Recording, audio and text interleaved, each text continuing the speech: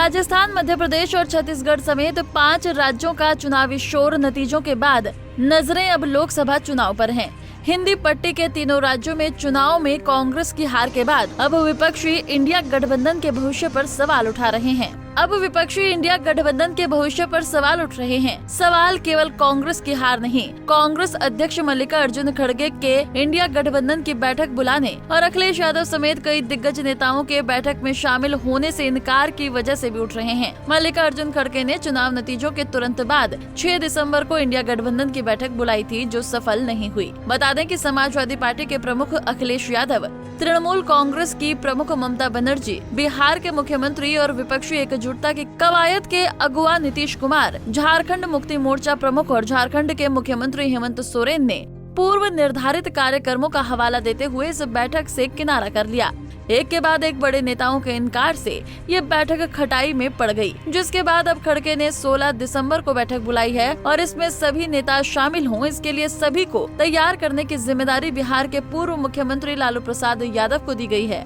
दरअसल मध्य प्रदेश विधानसभा चुनाव में कांग्रेस ने सपा को एक भी सीट नहीं दी थी, वो भी नहीं जहां से 2018 में अखिलेश की पार्टी के उम्मीदवार को जीत मिली थी। अखिलेश और कांग्रेस की तल्खी जगजाहिर रही, तो वहीं ममता बनर्जी ने भी चुनावी राज्यों में क्षेत्रीय दलों को लेकर ग्रैंड ओल्ड पार्टी के रवैये पर सवाल उठाए थे। जनता दल यूनाइटेड के नेता नीतीश कुमार ने भी राज्यों के चुनाव की वजह से इंडिया गठबंधन का कोई कार्यक्रम नहीं होने को लेकर नाराजगी जताई थी।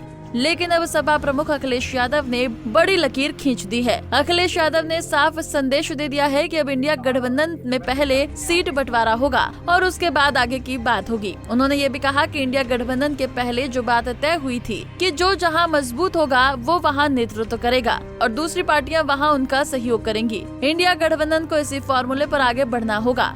अखिलेश इंडिया गठबंधन से एग्जिट की बात नहीं कर रहे, लेकिन साथ ही संकेत ये भी साफ दे रहे हैं कि बात अब हमारी शर्त पर ही होगी। अब सवाल ये भी उठ रहे हैं कि क्या कांग्रेस अखिलेश यादव की इस शर्त पर राजी होगी। अखिलेश के ताजा बयान को लेकर यूपी कांग्रेस के प्रवक्ता अंशु अवस्थी ने कहा कि इंडिया गठबंधन का गठन इस देश के लोकतंत्र की संप्रभुता, लोगों की आजादी की रक्षा करने के लिए हुआ है। समाजवादी पार्टी हो या दूसरे राजनीतिक दल, सबको अपने सियासी स्वार्थ से ऊपर उठकर आगे आना होगा।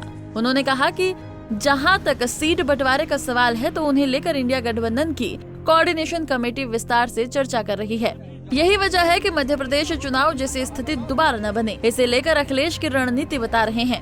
अखिलेश यादव ने मध्य प्रदेश चुनाव के नतीजों पर प्रतिक्रिया देते हुए कहा था कि हमने 6 सीट की बात की थी, लेकिन कांग्रेस की परिस्थितियां अलग थी, भविष्य में ऐसा नहीं होगा। सपा प्रमुख की ताजा शर्त को उनके इस बयान से जोड़कर भी देखा जा रहा है।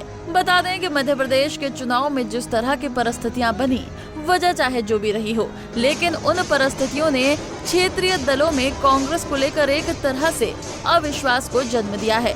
सपा के साथ बाकी पार्टियां भी अब ये यकीन करने को तैयार नहीं है कि गठबंधन कर लें और सीट बंटवारे पर तो कभी भी बात हो जाएगी। कांग्रेस के पास मध्य प्रदेश और राजस्थान जैसे राज्यों में इंडिया गठबंधन के सहयोगी दलों को कुछ सीटें देकर भविष्य के लिए उदाहरण सेट करने का मौका था, जिसे उसने गंवा दिया। कहा तो ये भी जा रहा है कि अखिलेश यादव सीट बंटवारे को लेकर बात फाइनल होने तक कांग्रेस के साथ दूरी बनाए रखना चाहते हैं।